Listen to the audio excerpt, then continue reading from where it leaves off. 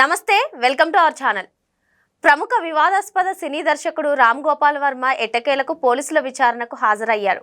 మరి దాదాపు 9 గంటల పాటు సాగిన ఈ విచారణలో 40 ప్రశ్నలు అడిగినట్లు తెలుస్తుంది. మరి ఆయన విచారణకు సహకరించాడా లేదా తెలుసుకునే ప్రయత్నం చేద్దాం. దీన్ని పూర్తిగా విశ్లేషించడానికి మనతో పాటుగా ఉన్నారు senior journalist doctor Kanakadurga Vadlamani madam. Madam నమస్తే. మేడం నమస్తే. మేడం, గతంలో పలుసార్లు నోటీసులు ఇచ్చినా కూడా విచారణకు హాజరు కానీ రామ్ గోపాల్ వర్మ నిన్నైతే హాజరయ్యారు. మేడం, ఈ హాజరవ్వే సమయంలో ముందుగా వైసీపీ మాజీ ఎమ్మెల్యే అయిన చెవిరెడ్డి భాస్కర్ రెడ్డిని ఇంకొంతమందిని కలిశారు. మరి ఏంటి మేడం, అసలు విచారణకు సహకరించాడా లేదా ఏంటి మేడం? అంటే ఇది సినిమా కాదు కదా, అంతకంటే కబుర్లు చెప్పడం కాదు. సినిమా వేరు, వాస్తవం వేరు. వాస్తవంలో వర్మకి అంత ధైర్యం లేదు. సో చెప్పేది ఏంటంటే, వర్మ ఆ రోజు మా డెన్ దాకా వచ్చారు పోలీసులు, నేను లోపలే ఉన్నాను, నేను ఎక్కడికి పారిపోలేదన్నాడు లాస్ట్ టైం. అయితే ఇవాళ అతని మీద కంప్లైంట్ వెళ్ళింది మద్దిపాడు పోలీస్ స్టేషన్లో. వ్యూహం సినిమా ప్రమోషన్స్లో భాగంగా చంద్రబాబు నాయుడు గారు, దెన్ లోకేష్ అండ్ పవన్ కళ్యాణ్ ఫోటోలు మార్ఫింగ్ చేసి అతను ఎక్స్ ఖాతాలో పెట్టారు. ఇప్పుడు మీ ఎక్స్ ఖాతా ఎవరు డీల్ చేస్తారు? జనరల్గా ఎవరిది వాళ్ళే చేస్తారు. వేరే వాళ్ళు వచ్చి మీది ముట్టుకుంటారా? సాధారణంగా ఫోన్లు కూడా మనం ఎవరికి ఇవ్వడానికి ఇష్టపడం. ఈవెన్ హస్బెండ్ అండ్ వైఫే ఒకళ్ళతో ఒకళ్ళు చూసుకోరు సాధారణంగా. అంటే ఎడ్యుకేటెడ్గా ఉంటే, ఎడ్యుకేషన్ అంటే ఇన్ ద సెన్స్ చదువు ఒకటే కాదు, సంస్కారం ఐఎమ్ టాకింగ్ అబౌట్. కాబట్టి ఇవాళ వర్మ 40 క్వశ్చన్స్ వేస్తే 40 క్వశ్చన్స్లో ఒక్క ప్రశ్నకే ఆన్సర్ ఇచ్చినట్టున్నాడు. ఆయన దేనికి కూడా సహకరించలేదు. 9 గంటల విచారణ జరిగితే అంటే చెప్పటం వేరు, చేయటం వేరు. నేను చాలా బింకాలు పోయాడనమాట. లేకపోతే ఫోన్ కూడా తీసుకెళ్లే దమ్ము లేకుండా ఉన్నాడు వర్మ.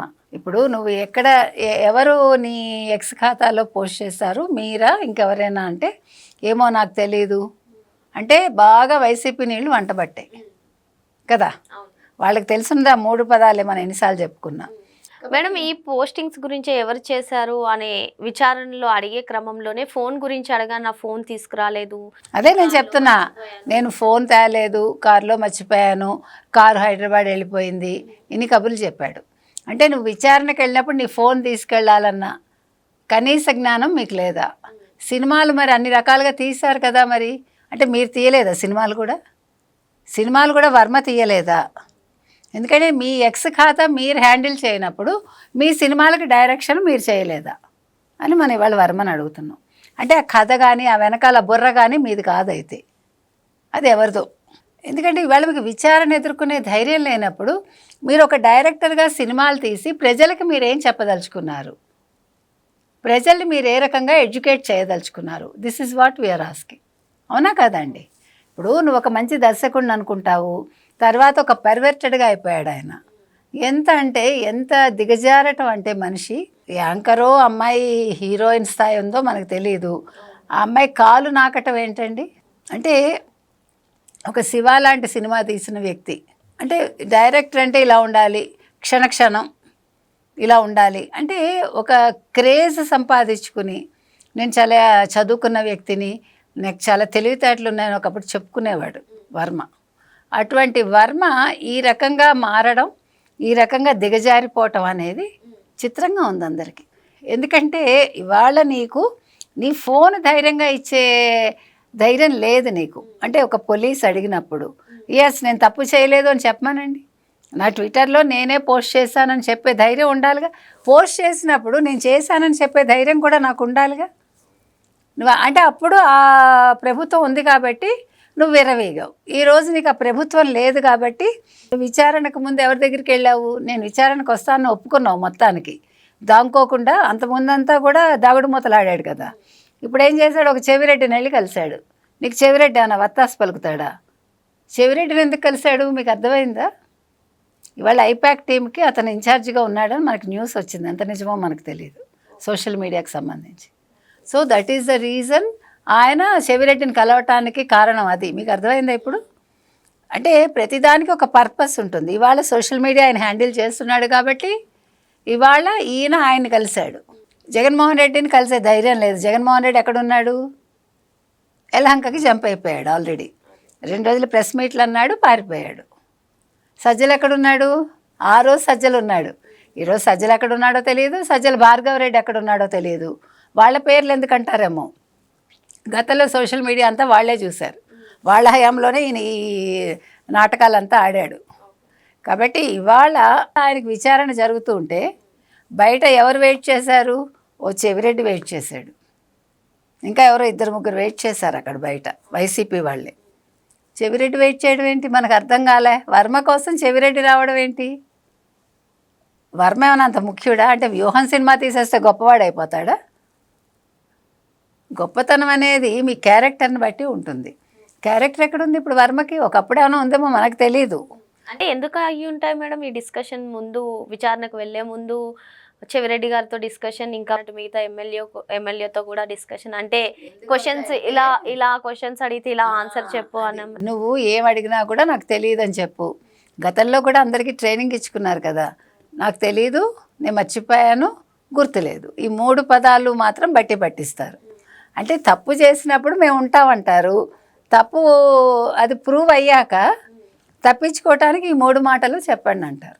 ఇప్పుడు చెవిరెడ్డి ఎందుకున్నాడంటే, చెవిరెడ్డిని ఎందుకు కలిశాడంటే how to escape, what I have to do, what I have to answer అనేదానికి, మీరు ఇలా చెయ్యండి, మీరు ఆన్సర్ ఇవ్వకండి, సమాధానం ఇవ్వకండి, నోరు మూసుకుని ఉండండి, లేదు నాకు తెలియదని చెప్పండి, ఫోన్ అడిగితే ఫోన్ నా దగ్గర లేదని చెప్పండి, ఫోన్ తీసుకెళ్ళకండి, ఇన్స్ట్రక్షన్స్ అన్నమాట.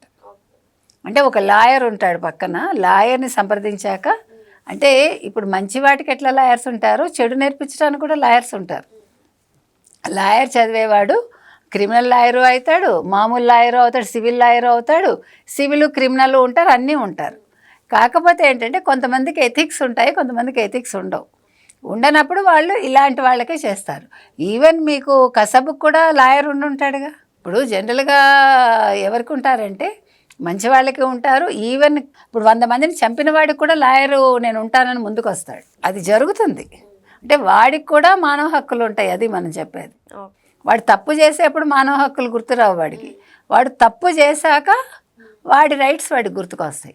ఇప్పుడు అట్లా ఈయన రైట్స్ ఈయనకు గుర్తుకొచ్చాయి. మార్ఫింగ్ చేసిన రోజు విర్రవీగాడు, నా అంతటి వాడలేడు, నన్ను ఎవడేం చేస్తాడు అనుకున్నాడు. అంటే మేడం మీరు అన్నట్టుగా అకౌంట్ నాదే కానీ మార్ఫింగ్ చేసింది నేను కాదు అని చెప్పే ఆన్సర్ని ఏ విధంగా చూడాలి మేడం? అసలు ఏ విధంగా చూడడం ఏంటి? అతి తెలివి అనుకోవాలి. భలే వాళ్ళే మీరు, అంతే కదా. ఇప్పుడు ఆస్తి నాదే, సంతకాలనే పెట్టలేదు అన్నట్టుగా ఉంది ఇది. నీకు ఆస్తి నువ్వు సంతకం పెట్టకుండా నువ్వు ఆస్తులు ఎలా కొంటావు? అలాగే నువ్వు మార్ఫింగ్ నువ్వు దగ్గరుండి చేయించకపోతే ఎవడో చేస్తాడంటే ఎవడోనే చేస్తాడు, నువ్వు చెప్తే చేస్తాడు, కానీ నువ్వే కదా చేయించావు. అంటే దమ్ము లేదు మీకు, అది చెప్తున్నా. ఇవాళ వైసీపీ వాళ్ళలో లోపించింది ఏంటంటే ధైర్యం లేదు.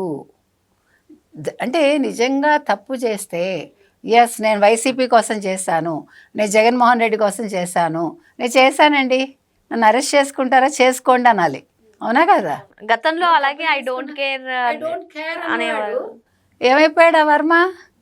ఆ రోజు ఏముంది బలం వెనకాల? వైసీపీ ప్రభుత్వం ఉంది, అవసరమైతే వాళ్ళు కేసులు పెడతారు ఎవరి మీద? అపోజిషన్ మీద. లేదంటే 41A నోటీసులు ఇస్తారు, లేదంటే ఇళ్ల మీద రాళ్లే ఇస్తారు, అంతగా అవసరమైతే ఇళ్ళు అంటించేస్తారు, ఇంకా అవసరమైతే గొడ్డలు వేటు ఉంటాయి. ఇప్పుడు అవి ఏమీ జరగవు. కాబట్టి ఐ డోంట్ కేర్ నుంచి ఐ డోంట్ నో వరకు వచ్చాడు వర్మ. ఇది వర్మ క్యారెక్టర్. సో ఇప్పుడు మీరు గుర్తుపెట్టుకోండి, మనం చాలా గొప్పవాళ్ళు అనుకునేవాళ్ళు, అది రైటర్స్ కావచ్చు, డైరెక్టర్స్ కావచ్చు, ఎవడైనా కావచ్చు, వాళ్ళలో 2 ముఖాలు ఉంటాయి ఎప్పుడు. అందుకని ఎవరిని కూడా ఫేస్ వాల్యూ మీద నమ్మకూడదు. ఒక మనిషి మీకు మంచిగా కనిపించాడని చెప్పేసి అబ్బా ఎంత గొప్పవాడో అని ఒక కన్క్లూజన్కి రాకండి.